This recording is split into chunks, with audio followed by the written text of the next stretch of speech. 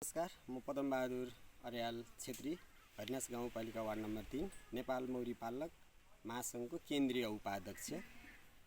र विशेष गरेर मैले नेपालमा मौरी पालन व्यवसाय विगत 15-16 वर्षदेखि अब सुरु गरिरहेको छु व्यवसायिक हिसाबले। र मैले अब यहाँ मौरी जन्य जुन उत्पादनदेखि लिएर गएर मौरी पालन सम्बन्धी तालिम, मौरी सामग्रीहरू वितरण गर्ने, तालिमहरू दिने र अनि मौरी गोलाहरू विभाजन गरेर विभिन्न सङ्घ संस्थाहरूले गरेको कार्यक्रममा हामीहरूले त्यो वितरण गर्ने काम पनि अब हामीले गरिरहेका छौँ। मसँग मह उत्पादनको हिसाबले 1 घार मौरी बराबर अब लगभग 300 देखि 400 केजी मह वार्षिक उत्पादन हुन्छ। र मसँग यो गोला विभाजन गरेर मौरी गोला पनि 200 देखि 300 को हाराहारीमा मौरी गोला पनि विभाजन गरेर मसँग जान्छ। किसिमले हामीहरूको अब यो प्राकृतिक स्रोतमा अब हामीहरू एउटा यो जीविकोपार्जनदेखि लिएर गएर जैविक विविधता कायम राख्नको लागि पनि मौरीको एकदमै आवश्यकता छ। र हाम्रा वैज्ञानिक अल्बर्टाइनले भनेअनुसार यदि मौरीको आयु नै मौरी हाम्रो यो जुन पृथ्वीबाट लोप भएर गयो भने मानव जीवनको आयु नै 4 वर्ष मात्र रहन्छ भन्ने कुराहरू उहाँले प्रमाणित गर्नुभएको छ। त्यस्तै अब यो मौरी हामी जीविकोपार्जनको लागि मात्रै नभइकन हाम्रो प्राकृतिक स्रोत, साधन, सम्पदा, जैविक विविधताको लागि पनि एकदमै आवश्यक छ। र विशेष गरेर यो मौरीको हामीहरूले महको लागि मात्रै मौरी पाल्ने भन्दा पनि हामीहरूले प्राकृतिक स्रोत साधनहरूलाई बचाइराख्नको लागि पनि मौरीको प्रमुख भूमिका रहेको हुन्छ। र विशेष गरेर अब यो मौरीको चरण स्रोतहरूको हिसाबमा हामीहरूले मौरीलाई जति धेरै संरक्षण गरेर राख्न सकियो त्यति धेरै अब हामीहरूको जुन उत्पादन मह उत्पादनदेखि लिएर गएर यो प्राकृतिक स्रोत साधनहरू जस्तै हाम्रो जङ्गलदेखि अब हामीहरू बालीनालीमा निक्लिरहेका यी पुष्परसहरूलाई जति हामीले सङ्कलन गर्न सकियो त्यति धेरै नै यो मह उत्पादन हुने हो। मह उत्पादन भइसकेपछि एउटा जनताहरूको एउटा जीविकोपार्जनमा पनि यसले आर्थिक हिसाबले पनि सपोर्ट गर्छ। र यसलाई यो मौरी पालन व्यवसायको लागि हामीहरूले ठुलै लगानी गर्नुपर्छ भन्नु पनि छैन। हामीहरूले 8-10 घार 15-20 घार मौरीहरू हामीहरूले जुनसुकै ठाउँमा पनि जस्तै सार्वजनिक ठाउँहरूमा केही त्यहाँको स्थानीय तहलाई अब केही अब ट्याक्स तिरेर अथवा कुनै अब छिमेकीको अथवा आफ्नो मान्छेको घर जग्गामा लिएर गएर पनि व्यवसाय गर्न सक्ने किसिमको एउटा मौरी पालन व्यवसाय हो। र यसलाई हामीहरूले मोटामोटी 20 घार मौरी राम्रोसँग व्यवस्थापन गरेर हामीले पाल्ने हो भने एउटा सानो परिवारलाई वार्षिक हिसाबले एउटा जीविकोपार्जन गर्नको लागि एउटा परिवार धान्नको लागि 20 घार मौरीले प्रशस्त मात्रामा खर्च धान्न सक्ने अवस्था रहन्छ।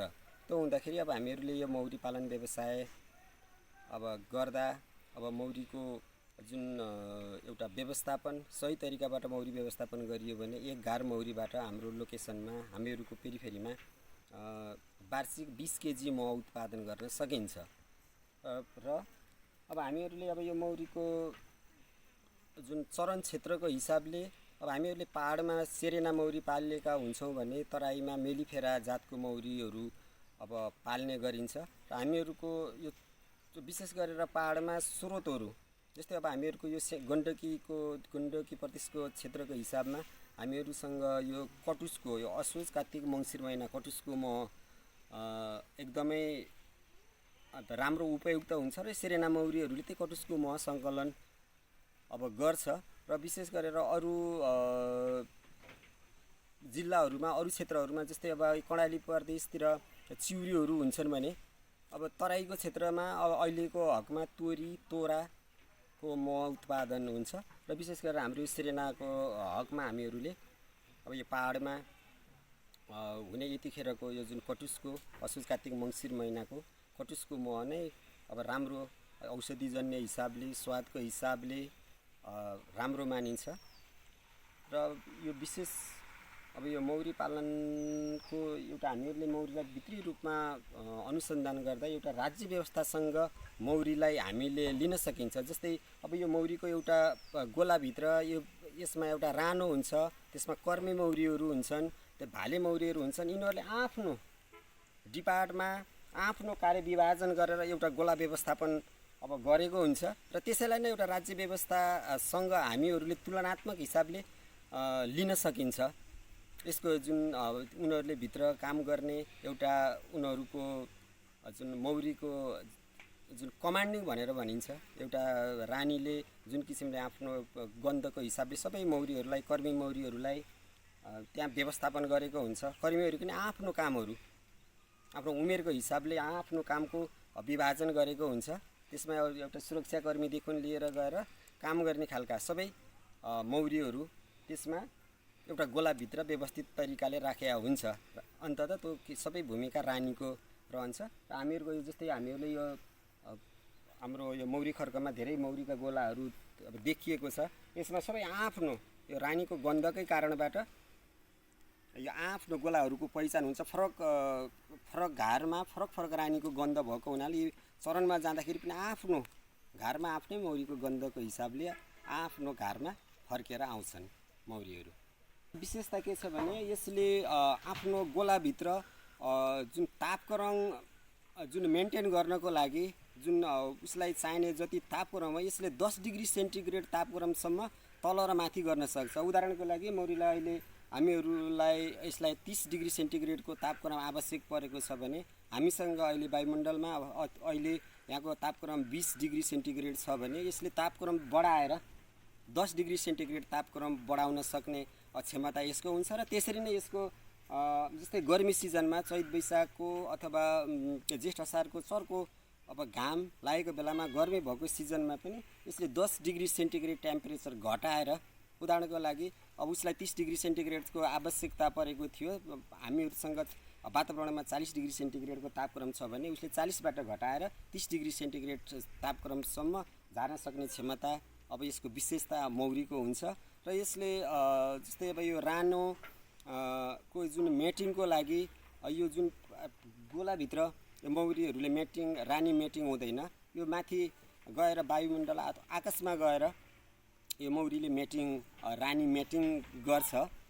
त्यस्तै अब यसको विशेषता के हुन्छ भने जब रानी बाहिर मेटिङको लागि अब बाहिर जान्छ त्यसमा भाले मौरीहरूले एउटा परिविधि बनाएको हुन्छ। भाले मौरीको जुन फेरोमेन जुन गन्धको हिसाबले रानी त्यहाँ मिटिङ गर्नको लागि त्यो जुन परिधिभित्र जुन भाले मौरीको फेरोमेन गन्ध जुन ठाउँमा छ त्यहीँ गइसकेर अनि रानी त्यहाँ घुम्न सुरु गर्छ र त्यसपछि भालेहरू 5-7वटा 8-10वटा भालेहरूसँग सम्पर्क हुन्छ र मेटिङ भएर रानी फेरि पुनः घरभित्र आउँछ। यसको पनि अब यो विशेषता यस्तो हुन्छ। अनि यो जुन रानीको आफ्नो जीवनकालमा एक पटक मात्रै भालेसँग मेटिङमा जान्छ। यो पटक पटक यो गोलाबाट निक्लिएर आफ्नो आवश्यकताको हिसाबले बाहिर जाने, मेटिङमा जाने आउने रानीले गर्दैन। अब यो मौरीको गोलाभित्र पनि अब यिनीहरूको आफ्नो किसिमको जुन कार्य विभाजन भएको हुन्छ।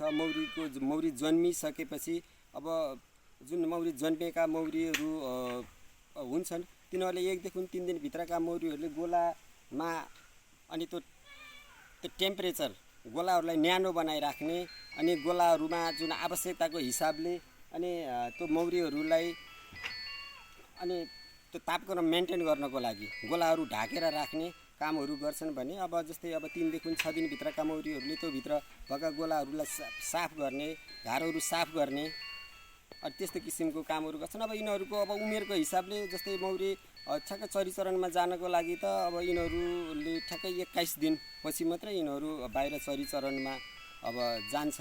र अब यिनीहरूको यो जुन आफ्नो जुन कार्य विभाजनको हिसाबले पनि यिनीहरू गोला बाहिर जुन 21 दिनपछि मात्रै अब यसको जीवनचक्रको हिसाबले हेर्ने हो भने पनि यिनीहरूलाई मोटामोटी 42 दिन जुन कर्मी मौरी आफ्नो जीवनचक्रको हिसाबले जुन अन्डाबाट बाहिर निक्लिनको लागि वयस्क भएर निक्लिने 21 दिन लाग्छ, 21-22 दिन लाग्छ भने यिनीहरूको आफ्नो घरभित्रै काम गरिरहँदाखेरि अब यिनीहरूले 21 दिनपछि मात्रै चरणमा जाने अब यसको यो मौरीको व्यवस्था जुन रहन्छ त्यसरी चरणमा जान्छ बाहिर।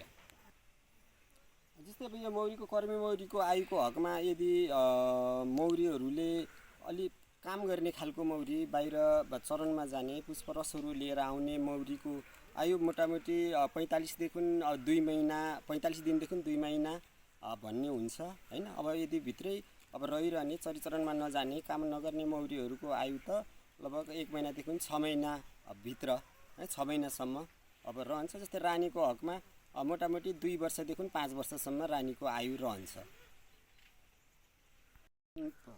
विशेष अब यो मौरी पालनको क्षेत्रमा अब हामीहरूले यो मौरी पालन गर्नको लागि धेरै लगानी गर्न पनि पर्दैन, धेरै जग्गा जमिनहरूको आवश्यकता पनि पर्दैन। अन्ततः यो कृषि व्यवसायमा पर्ने हुनाले हामीहरूले थोरै लगानीमा थोरै सानो क्षेत्रमा पनि हामी मौरी घरहरू 15-20 घर मौरी व्यवस्थापन गरेर आफ्नो व्यवसाय सञ्चालन गर्न सक्छौँ। र हामीहरूको क्षेत्रमा अरू कृषि क्षेत्रमा भन्दा सबभन्दा चाँडो हामीहरूको लगानीको जुन हामीले जति लगानी गरिन्छ त्यसको रिटर्न हाम्रो लगानीको उत्पादनको हिसाबले हाम्रो जति लगानी गरिन्छ त्यसको रिटर्न अरू कृषि क्षेत्रमा भन्दा मौरी पालन व्यवसायमा छिटो आम्दानी हुन्छ।